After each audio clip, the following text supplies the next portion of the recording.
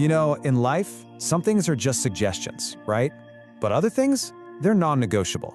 Today, we're diving into an idea that is absolutely in that second category. It's a simple but incredibly powerful command for anyone who wants a truly meaningful life. You must grow. To get us started, let's look at this powerful line from the Apostle Paul. He's basically drawing a line in the sand here. He's saying that growth isn't just about getting older. Nope. It's a conscious choice, a deliberate act of leaving your old, less developed self behind. All right, so this brings us to our first big idea.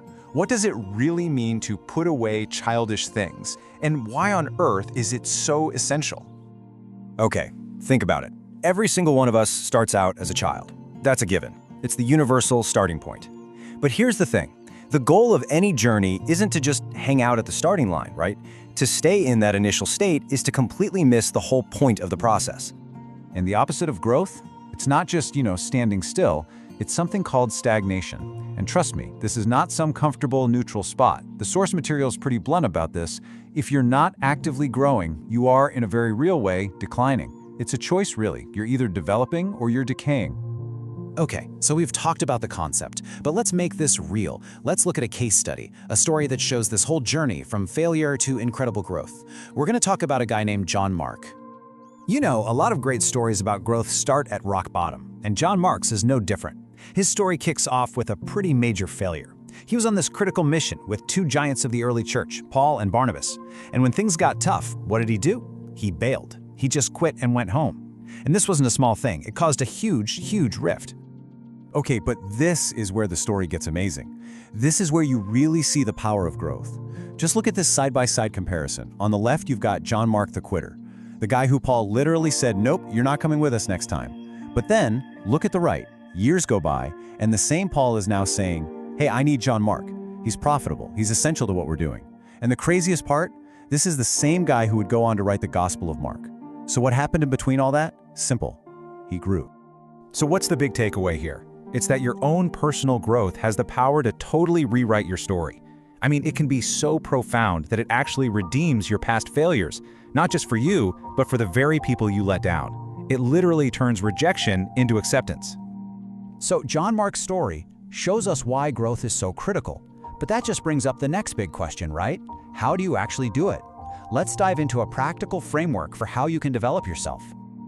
Well, the source material breaks it down into two key areas, two fundamental pillars for growth. It's not just about what you know or what you can do. It's about who you are becoming. So the focus is on growing in your character and growing in your faith. Let's start with character. What does that even mean? It's about being intentional. It's about deciding you're not going to be the same person you were last year, or heck, even yesterday. The source gives a great example. If you struggled with, say, a short temper in your 20s, with the help of the Holy Spirit, you shouldn't be fighting that exact same battle in your 40s. That's what growth in character looks like. And believe it or not, there's actually a roadmap for this in the scriptures. Check out this ladder from 2 Peter. It's a step-by-step process.